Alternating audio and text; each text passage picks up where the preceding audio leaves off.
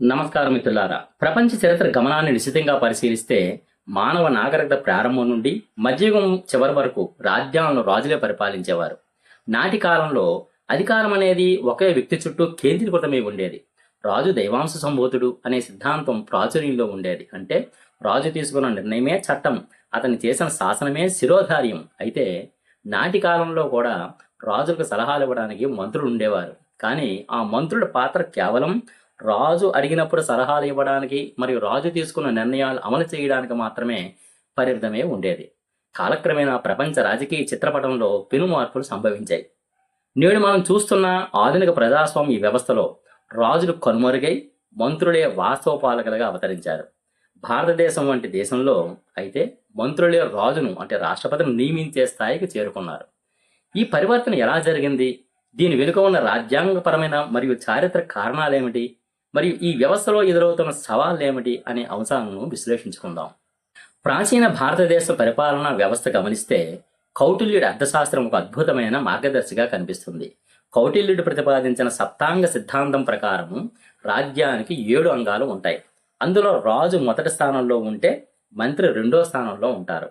కౌటిల్యుడి దృష్టిలో మంత్రులు రాజ్యానికి కళ్ళు వంటి వారు. ఒక రథానికి 2 చక్రాలు ఎలాగో రాజ్యపాలన సాగడానికి రాజు మరియు మంత్రులు అలా అవసరమని ఆయన పేర్కొన్నారు. అయితే నాటి కాలంలో మంత్రులు రాజుకు సలహాదారులుగా మాత్రమే ఉండేవారు, కానీ వారికి స్వతంత్ర నిర్ణయాధికారం ఉండేది కాదు.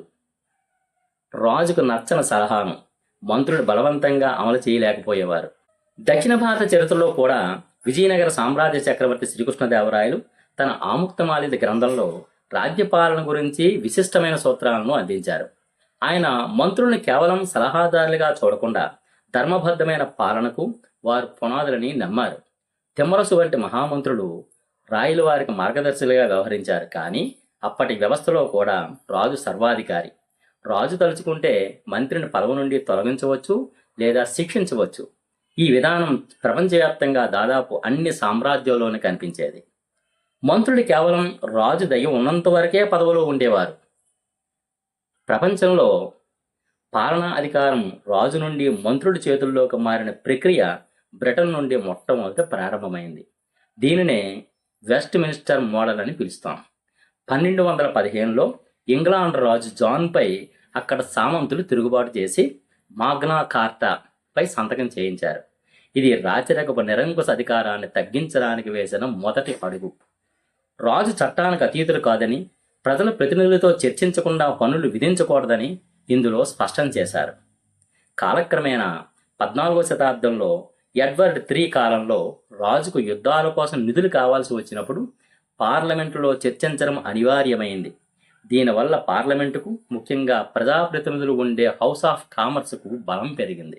17వ శతాబ్దంలో బ్రిటన్లో జరిగిన అంతర్యుద్ధం మరియు 1689 నాటి బిల్ ఆఫ్ రైట్స్ ద్వారా రాజు కేవలం నామమాత్ర అధికారిగా మారిపోయారు. రాజు పేరు మీద పరిపాలన సాగినా వాస్తవ నిర్ణయాలు మంత్రులే తీసుకునే సంప్రదాయం మొదలైంది. దీనికి ఒక ఆసక్తికరమైన చారిత్రక కారణం కూడా ఉంది. 18వ శతాబ్దం బ్రిటన్కు రాజుగా వచ్చిన మొదటి జార్జ్ జర్మనీకి చెందిన వ్యక్తి. ఆయనకు ఇంగ్లీషు రాదు. దీనివల్ల ఆయన మంత్రిమండలి సమావేశాలకు హాజరవ్వడం మానేశారు. ఈ సమయంలో మంత్రులే తమలో ఒకరిని అధ్యక్షుడిగా ఎన్నుకొని చర్చలు జరిపేవారు. ఆ వ్యక్తే ప్రధానమంత్రి, ప్రైమ్ మినిస్టర్గా అవతరించారు. ఈ విధంగా రాజు సలహాదారులుగా ఉన్న మంత్రులు క్రమంగా రాజు స్థానంలో వాస్తవ పాలకులయ్యారు. భారతదేశం స్వాతంత్ర్యం పొందినప్పుడు మన రాజ్యాంగ నిర్మాతలు అమెరికా తరహా అధ్యక్ష తరహా పాలన, ప్రెసిడెంట్ ఆఫ్ సిస్టమ్ కంటే బ్రిటన్ తరహా పార్లమెంటరీ వ్యవస్థకే మొగ్గు చూపారు. దీనికి గల కారణాలను రాజ్యాంగ పరిషత్ చర్చల్లో డాక్టర్ బిఆర్ అంబేద్కర్ విపులంగా వివరించారు కూడా. ఒక ప్రజాస్వామ్య ప్రభుత్వానికి 2 లక్షణాలు ఉండాలి. 1 స్థిరత్వం అంటే స్టెబిలిటీ, 2 జవాబుదారీతనం రెస్పాన్సిబిలిటీ. అధ్యక్ష తరహా వ్యవస్థలో స్థిరత్వం ఎక్కువగా ఉంటుంది, కానీ జవాబుదారీతనం తక్కువగా ఉంటుంది. ఎందుకంటే అధ్యక్షుడు నిర్ణీత కాలం వరకు పదవిలో ఉంటాడు కాబట్టి. పార్లమెంటుకు జవాబు చెప్పాల్సిన అవసరం లేదు, కానీ పార్లమెంటరీ వ్యవస్థలో మంత్రులు ప్రతిరోజు పార్లమెంటుకు సమాధానం చెప్పాలి. భారతదేశం వంటి వైవిధ్యమైన దేశంలో అధికారం ఒకే వ్యక్తి చేతుల్లో కేంద్రీకృతం కావడం ప్రమాదకరమని, అందుకే మంత్రిమండలి సామూహికంగా నిర్ణయాలు తీసుకునే విధానం ఉండాలని ఆనాడు పెద్దలు భావించారు. అలాగే భారతదేశంలో గతంలో కూడా గణతంత్ర రాజ్యాలు ఉండేవని, బౌద్ధ సంఘాల్లో కూడా ప్రజాస్వామ్య పద్ధతులు అమలయ్యేవని అంబేద్కర్ ఆనాడు గుర్తు చేశారు. బౌద్ధ భిక్షు సంఘాల పార్లమెంటరీ నిబంధనలు పాటించేవని, కాబట్టి ఈ విధానం మనకు కొత్త కాదని ఆయన వాదించారు. ప్రస్తుత భారత రాజ్యాంగం ప్రకారం మంత్రులే పరోక్షంగా రాష్ట్రపతిని నియమిస్తారు. రాచరికంలో తండ్రి తర్వాత కొడుకు రాజు అయ్యేవారు.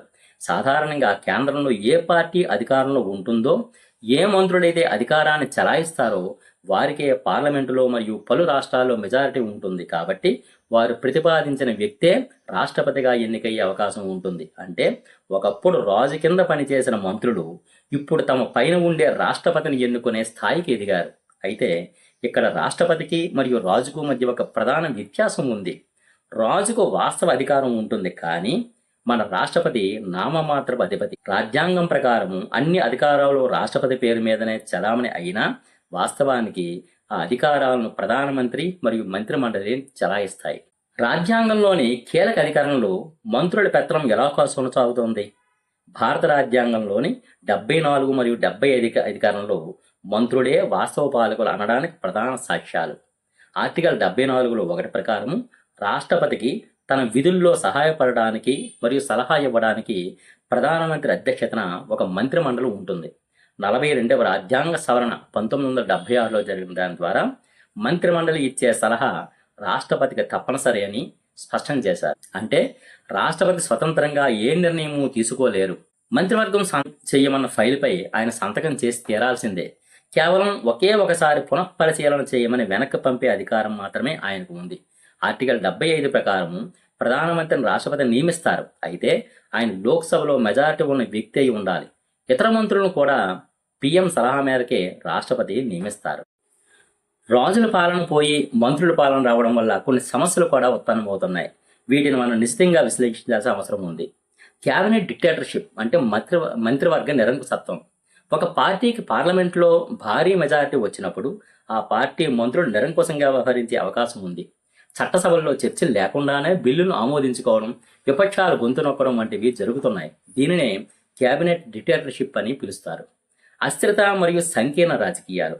ఒకవేళ ఏ పార్టీకి స్పష్టమైన మెజారిటీ రాకపోతే ప్రభుత్వం ఎప్పుడు పడిపోతుందో తెలియని పరిస్థితి ఉంటుంది. మంత్రులు తమ పదవులను కాపాడుకోవడానికి ఎక్కువ సమయం కేటాయిస్తారు. ప్రజా సంక్షేమాన్ని విస్మరిస్తారు. నిపుణుల కొరత. తర్వాత మంత్రులు కావాలంటే ప్రజాప్రతినిధులు అయి ఉండాలంతే. దీనివల్ల ఆయా శాఖలపై అవగాహన లేనివారు కూడా మంత్రులయ్యే అవకాశం ఉంది. ఉదాహరణకు ఆర్థిక శాస్త్రం తెలియని వ్యక్తి ఆర్థిక మంత్రి కావచ్చు. ఇది పరిపాలనా సామర్థ్యాన్ని దెబ్బతీస్తుంది కదా. పార్టీ ఫిరాయింపులు ఉన్నాయి. అధికారం కోసం మంత్రులు ఒక పార్టీ నుండి మరో పార్టీకి మారడం నేడు సర్వసాధారణంగా మారిపోయింది. ఇది ప్రజాస్వామ్య స్ఫూర్తికి విరుద్ధం. రాష్ట్రపతి పాత్రపై చర్చ. మళ్ళీ రాష్ట్రపతి కేవలం రబ్బర్ స్టాంప్ లాగా మారిపోయారని కొందరు విమర్శిస్తారు. అయితే రాజ్యాంగ సంక్షోభం ఏర్పడినప్పుడు రాష్ట్రపతి తన విచక్షణ అధికారాలను ఉపయోగించే అవకాశం కూడా ఉంది. ప్రపంచ చరిత్రలో అధికారం అనేది రాజుల నుండి మంత్రుల చేతుల్లోకి మారడం అనేది ఒక అనివార్యమైన చారిత్రక పరిణామం. జవాబుదారీతనం కూడా. ఈ జవాబుదారీతనం లేని రాచరికం కంటే ప్రజలకు జవాబు చెప్పాల్సిన మంత్రుల పాలన ఎంతో మేలైనది. భారత రాజ్యాంగం ఈ బాధ్యతాయుతమైన ప్రభుత్వ విధానాన్ని ఎంచుకోవడం ద్వారా సామాన్యులకు కూడా పాలకుడయ్యే అవకాశం కల్పించింది. నేడు ఒక సామాన్య కుటుంబం నుండి వచ్చిన వ్యక్తి కూడా ప్రధానమంత్రి లేదా రాష్ట్రపతి కాగలుగుతున్నాడంటే అది ఆ వ్యవస్థ గొప్పతనమే. అయితే ఈ వ్యవస్థలోని లోపాలను సరిదిద్దుకోవాల్సిన అవసరం కూడా ఉంది. మంత్రులు కేవలం అధికారం కోసమే కాకుండా చట్టసభల్లో అర్థవంతమైన చర్చలు జరిగేలా చూడాలి. రాజ్యాంగం ఇచ్చిన అధికారాలను దుర్వినియోగం చేయకుండా ధర్మం తప్పకుండా పాలన సాగించాలి. అప్పుడే మన ప్రజాస్వామ్యం నిజమైన అర్థంలో సుస్థిరమవుతుంది. ఈ విశ్లేషణ మీకు నచ్చినట్లయితే ఈ వీడియోను లైక్ చేయండి, మరియు మీ మిత్రులకు షేర్ చేయండి. ఇలాంటి మరిన్ని లోతైన రాజ్యాంగ మరియు చారిత్రక విశ్లేషణల కోసం మా ఛానల్ను సబ్స్క్రైబ్ చేసుకోండి. మీ విలువైన అభిప్రాయాలను కింద కామెంట్ సెక్షన్లో తెలియజేయండి. ధన్యవాదాలు. నమస్కారం.